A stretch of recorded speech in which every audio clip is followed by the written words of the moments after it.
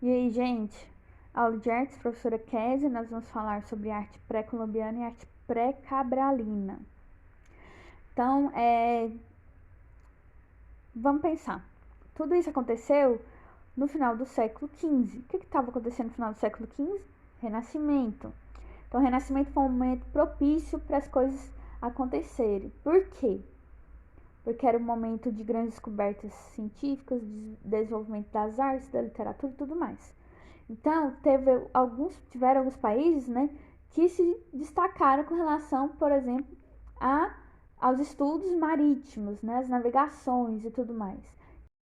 Espanha e Portugal. E esses dois países saíram na frente com relação a tomar conhecimento da existência de povos que antes ninguém sabia, mas que já existiram. Então, já existiam. Então, não existe nesse contexto a palavra Colombo descobriu as Américas, né? Cabral descobriu o Brasil. Não existe isso. O povo já estava aqui, tá? Tinha índio, tinha inca, tinha maia. O pessoal já estava habitando esses lugares, né? Eram povos, eram civilizações organizadas, tinham lá sua organização. Então já existia gente. Ninguém foi descoberto, ninguém brotou, certo? Então vamos lá. O que eu chamo então de arte pré-colombiana? Eu chamo de arte pré-colombiana tudo que aconteceu antes da chegada de produção cultural, antes da chegada de Colombo, principalmente nas regiões do México e do Peru, certo? Então, nessa onda de pensar novas rotas para chegar aos lugares de concentração comercial, eles acabaram, né, por se deparar aí com povos que por eles antes não tinham sido descobertos, né? Isso não era por eles, mas que já existiam, certo? E aí, nós vamos ter aqui um exemplo de templo maia, que lembra muito, né, as pirâmides do Egito e tudo mais. Vocês podem ver que a entrada do templo maia é pela escada frontal, e ela é muito íngreme. Depois, né, nós temos o Palácio Maia. Vocês podem notar a quantidade de relevo, né, em baixo e alto relevo, tá? Então, são os entalhes. O baixo e alto relevo, né, geralmente ele serve para adornar, mas também para contar uma história, registrar fatos, né? Fora o sentido ritualístico, né, mágico das coisas. Depois, nós vamos ver aqui que houve também uma grande quantidade de artefatos de rituais, né? Uma conservação aí da memória dos líderes, né?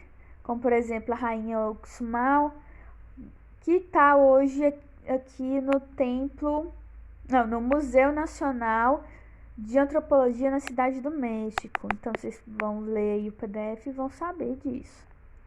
Então, o que acontece? Nesse período, os povos, principalmente os maias, os incas e os astecas, desenvolveram grandes coisas para a época, né?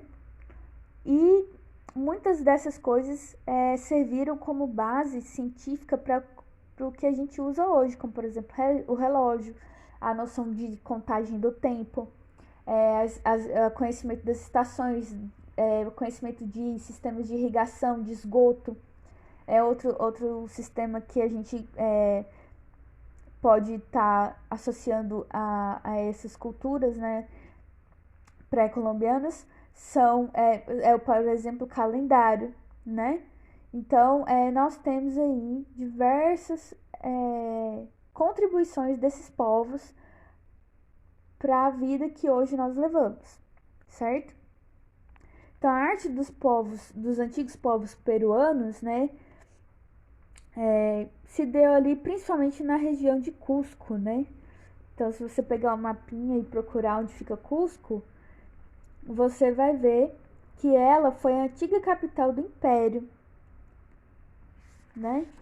Então, nós temos aqui na próxima página adornos banhados a ouro. Então, ouro tinha assim, e ouro e a cor azul, né? Ela sempre foi elemento de alto padrão, digamos assim, né? Destacava e diferenciava, né? Era reservado para as pessoas chamadas de parte importante da sociedade, né? E a gente vai ver isso também quando a gente estiver falando aí sobre renascimento na Europa. Aí nós temos aqui o desenvolvimento também da arquitetura e tudo mais. Uma coisa importante da gente lembrar é a característica antropomórfica e zoomórfica das coisas que eles colocavam.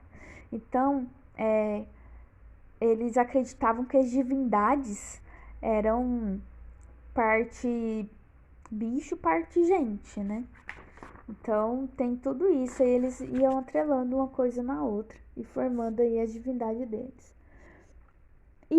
Professora, existiu sacrifício, existiu, sacrifício humano existiu. Mas isso não quer dizer que, sei lá, isso é coisa de um povo cruel.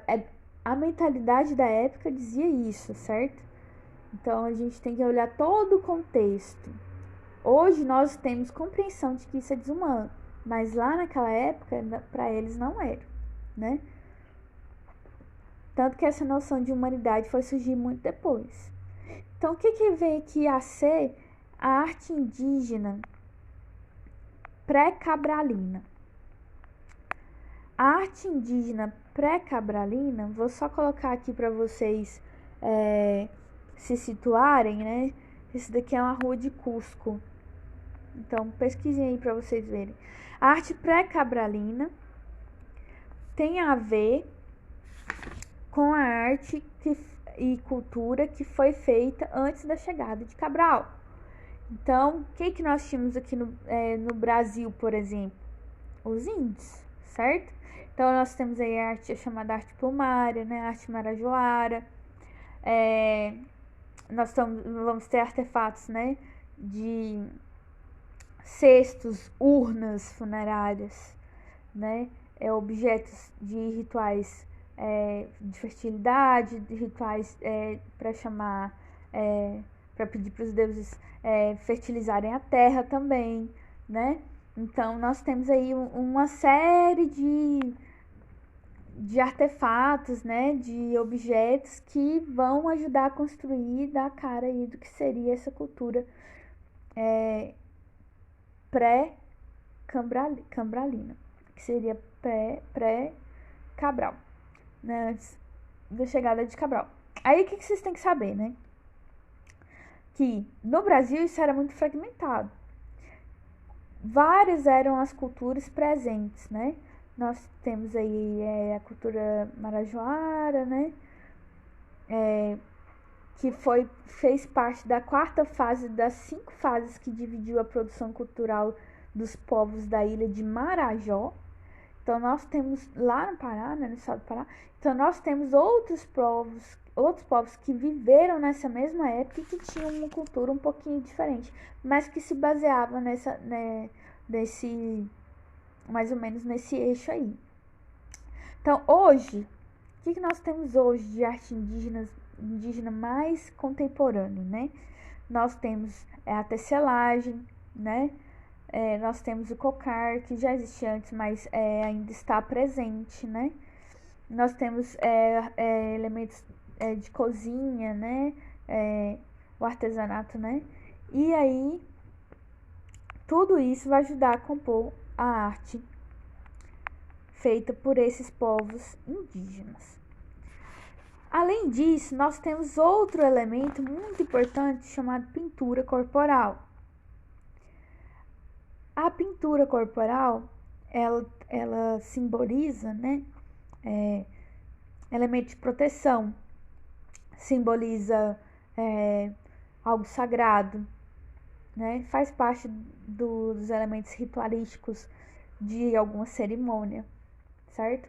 Marca um guerreiro, marca um chefe de tribo, então é usado como identificação, certo? E nós temos também a máscara cerimonial, que geralmente eram usadas, né, para os rituais e para as danças. Então aqui nós temos um exemplo de máscara.